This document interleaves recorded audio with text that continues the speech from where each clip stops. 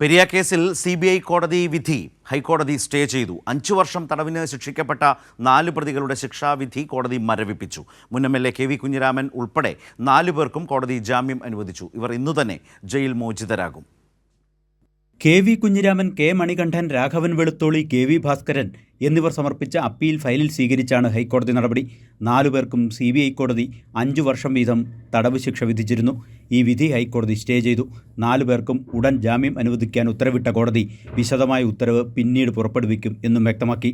Appeal ഫയലിൽ സ്വീകരിച്ച കോടതി CBIക്ക് നോട്ടീസ് അയച്ചു.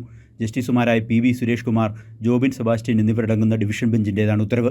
CBI കോടതി ഉത്തരവ് വസ്തുതകൾ പരിശോധിക്കാതെ കേട്ടുകേൾവിയുടെ മാത്രം അടിസ്ഥാനത്തിനുള്ളതാണ് എന്നതായിരുന്നു 4 പേരുടെയും ആക്ഷേപം. കുറ്റകൃത്യത്തിലോ ഗൂഢാലോചനയിലോ ഒരു തരത്തിലും തങ്ങൾ പങ്കെടുത്തിട്ടില്ലെന്നും 4 പേരും അപ്പീലിൽ ചൂണ്ടിക്കാട്ടിയിരുന്നു.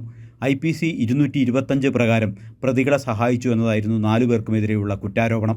ഇതിന് മതിയായ തെളിവുകൾ ഹാജരാക്കാൻ CBIക്ക് കഴിഞ്ഞില്ലെങ്കിലും 4 പേരെയും വിചാരണ കോടതി ശിക്ഷിക്കുകയായിരുന്നു. ഇതാണ് 4 പേരും ഹൈക്കോടതിയിൽ ചോദ്യം ചെയ്തത്.